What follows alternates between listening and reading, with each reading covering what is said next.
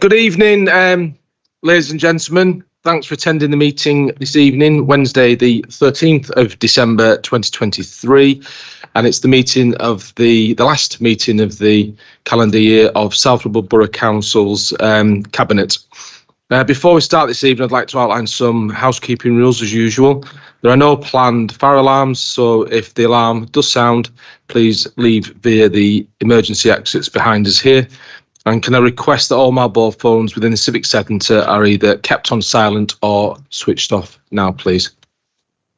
Thank you. As usual, we'll, as this meeting is live streamed on YouTube, we will introduce ourselves. I'm Councillor Paul Foster. I'm the Leader of the Council and the Chair of the Cabinet. Hi, I'm Councillor Aniela Belinsky-Gelder, the Deputy Leader and Cabinet Member for Property, Assets, Commercial Services and Major Developments. Yeah, good evening, everybody. I'm Councillor Matthew Tomlinson. I'm the Council's Cabinet Member for Finance and Public Protection. Hello, I'm Councillor Deborah Ashton and I'm Cabinet Member for Neighbourhood and Waste Services. Good evening, I'm Councillor Ian Watkinson and Portfolio Holder for Customer Services and Digital.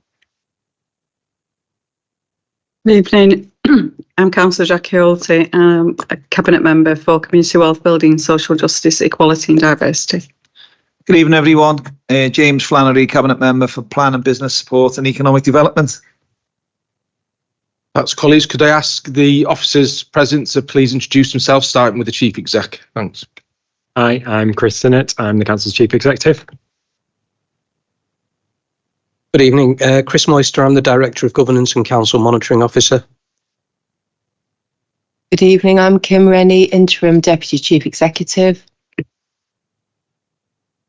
Good evening, my name is Asim Khan. I'm the Director for Customer and Digital Services.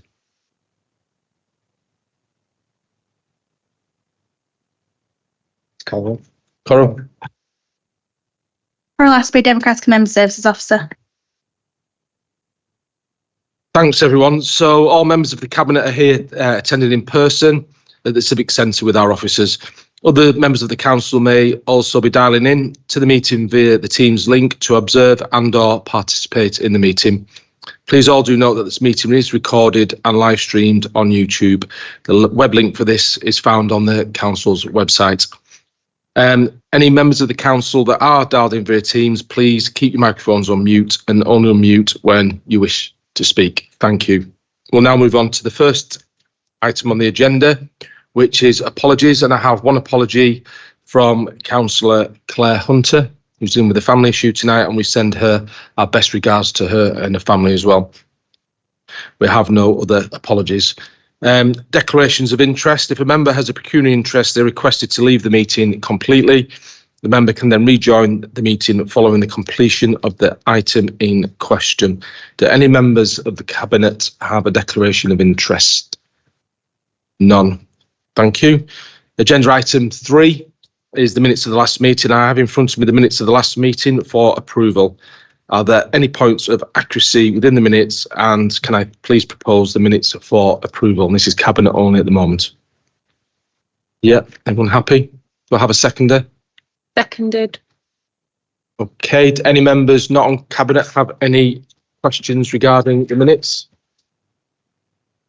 No, we have to take a vote, and then this is proposed and seconded. All those in favour? Okay, the minutes are accepted. I'll just quickly sign them.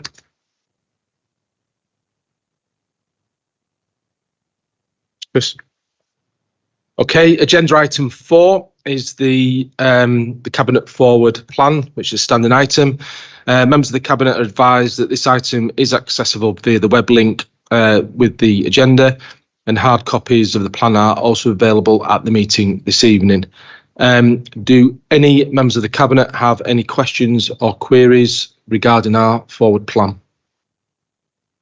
No. Do any members not on Cabinet have any questions or queries regarding the forward plan? That's good. So we're asked to note that, so that Cabinet forward plan is noted. Thank you. Okay, then we move on to some of the main items of business this evening. Agenda item 5 is the payment strategy. I'm aware there's a couple of changes that have been made, and Councillor Ian Watkinson will go through those as he presents this to Cabinet. Ian. Yeah, thanks very much, Leader. So I'll give the same introduction as I did the other night, and I'll highlight those changes that have been made after discussion with Councillor Alty. So the payment strategy sets out the direction for the next 3 years for how customers will transact with the council. It outlines how the council's customers will pay for services and how the councils will respond to advancements in technology, and it's in line with our digital strategy. The key principles of the strategy are to make transacting with customers more simple and more efficient, to deploy more convenient digital payment platforms, and to implement a payment upfront policy for council services. Ultimately, the changes will provide more choice and more options on how and where people can pay. We're partnering with community-based outlets, which will see an increase of 59 outlets across the borough, and residents will be able to pay anywhere, actually in theory, in the country through these outlets, and will support residents to pay in more convenient ways in our customer facilities. I just mentioned a few moments ago about the impact assessment. So officers have met with Councillor Alty to discuss the equality impact assessment to ensure that equality considerations have been made, and the strategy has been updated in line with Councillor Alty's recommendations. So there have been a couple of small changes in the documents based on that, and I could read the before and after, or do you just want to give me the changes? I'll give you the changes, shall I? So on 4.1, if you want to look at it in the document, we've changed that to provide guidance and support to customers wishing to pay via cash. We had a bit of a discussion about comms and making that a bit more customer friendly. And also we have changed 6.4 on cash and cheque payments to provide guidance to customers visiting the council offices about payment within the community at all pay outlets. It's not the case that customers won't be able to pay cash, but we are encouraging and moving them to the direction that we're travelling in. Okay. And read the recommendation is pretty straightforward, but if anybody's got any questions, I'll try to answer them. So yeah, cheers, Ian. Sorry about that. I was just checking something out with the Chief Exec. No, it's quite self-explanatory, and thanks for meeting with Jackie and Councillor Alty, and looking at those minor tweaks that are important to the policy. And ultimately, as you said, Ian, it's giving our residents far more opportunities and outlets for making payments to the authority. Do any members on Cabinet? Oh, sorry, are you formally proposing that recommendation, Ian? Yeah. Yeah. Yes, I am. Yeah, thank you. Do any members on Cabinet have any questions for Ian on this policy? I'm happy to second the recommendations. So it's proposed and seconded. Any members not on Cabinet have any questions for Councillor Watkinson on the policy? No. Right, so it's proposed and seconded that we accept the recommendations within the report. Can I have a show of hands, please? Okay, thank you. That's unanimous. Okay, sticking with Councillor Watkinson, agenda item 6 is the print strategy. Ian.